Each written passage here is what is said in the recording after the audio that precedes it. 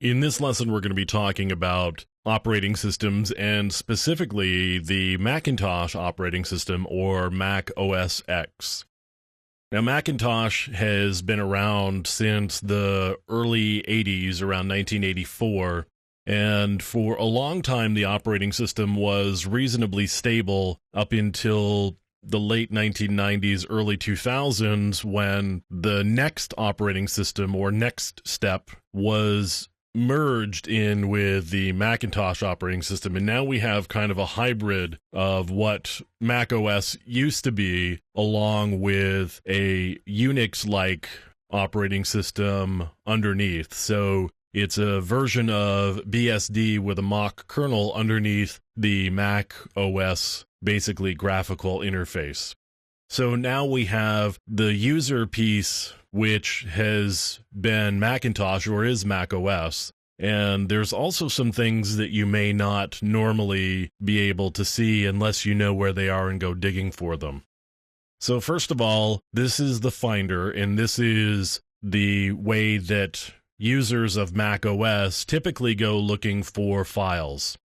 So you can see it's kind of a typical, there's the side line over here where there's favorites, and there's shared, and there's some devices, and the main window shows you the contents of whatever piece that you're in over here. Now, under favorites, it's all really oriented towards the user. So I've got documents, I've got desktop, I've got shared, I've got downloads, I've got movies, music, pictures. That's really all oriented towards the individual user.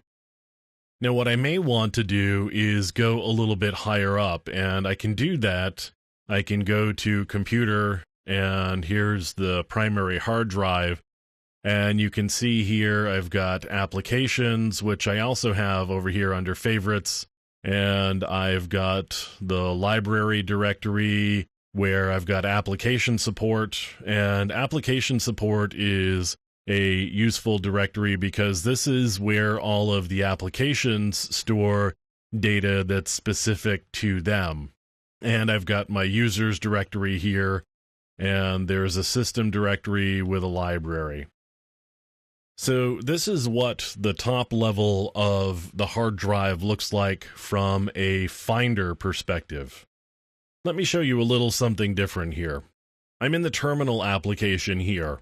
And in the terminal application, I get command line access, and I can show you, if I go to the root of the drive here, I've got a number of different directories than Finder was actually showing me. So there's the applications directory and the library directory, and there's the users directory.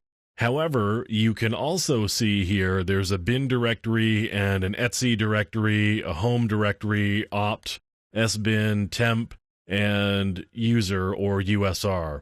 All of those directories were not visible when I went to the Finder because Apple doesn't want users to be able to see and manipulate what's going on in there, because these are directories that the operating system itself uses. So what I'm using here is something that's more common to Unix, which is a shell. And in this case, I am using bash. And with this shell, I can go into these different directories. And you can see here's a number of programs that are in the bin directory. And I can go into the etc directory, which is where there are system configuration settings on most Unix-like operating systems. And the same is true here as well. So I've got things like a host config file, a hosts file, and I've got an smb.conf file. The smb.conf file tells the operating system how it's going to connect to a Windows network and be able to share files and printers across a Windows network. So that's the etc directory. Now, the other thing that you wouldn't typically see anymore with the last couple of versions of Mac OS X is the library directory for each individual user. If I were to go to my directory in Finder, it would show you things like pictures and documents and applications. What I don't get there is this library directory, which has things like application support again. So the application support directory stores things. So here's an example. I can go into Firefox,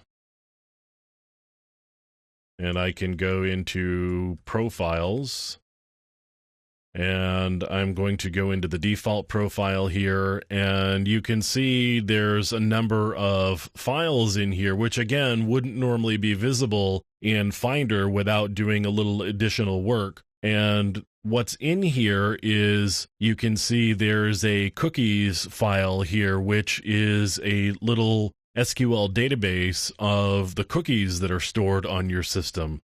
You can also see extensions are here and preferences, and there are a number of things that are stored in here for your particular user, which of course may be useful for a forensic examiner. This is where you would go to on a Mac OS X system in order to find the type of information that a user may not normally be interacting with directly, but the applications are storing on their behalf. So there are a number of directories in here in this application support folder that store information that, again, a user wouldn't normally directly interact with in terms of going and moving it around on the file system, but the applications are taking care of it for them directly. So you can see there's a Google directory, there's a Microsoft directory, and there would be data in here from Microsoft. So you would store things like user templates here.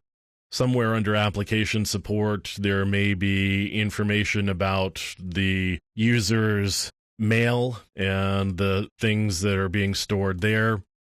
So there's a lot of information in this application support directory that, again, Apple hides from the normal user, but a forensic examiner would want to be able to get to that information. Now, something else that you probably want to be able to get to is there's a program called Keychain Access, which is a really helpful program, and I've got it up here. You can see here in the keychain, there are a number of pieces of information. There's some certificates and some application passwords. And down here on the left-hand side in the left-hand column, I've got categories. So I can look at my certificates, which I don't actually happen to have any on here, but I can look at certificates, and these are the certificates that are stored on this system. So you can see all of these. Now you can also see here there's a passwords category. In the keychain for every user, there are passwords that are stored, and you can get access to these passwords if the operating system is storing them for you. So right here, I've opened up this particular thing. It's a VNC password, and if I were to click here, I could show the password. Now it would ask me to authenticate, so I'd have to type in my password in order to be able to get access to that. But here's a place where you can quickly and easily find passwords for particular users. You may also want to get to the console application. This is similar to the Windows event log, where there are system messages, and you can break it down into diagnostic and usage messages, which are here. And we've got system diagnostic reports you can take a look at. You can look at the individual files that the console brings up for you. But there are interesting messages that are sometimes stored in here where applications are writing out to log files with pieces of information that a forensic examiner may want or need. Finally, let's take a quick look at where the login items are stored. If I bring up System Preferences and go into Users and Groups, I've got login items here. So this is where programs and applications that are started up on a per user basis when the user logs in, that's where these are all stored and managed.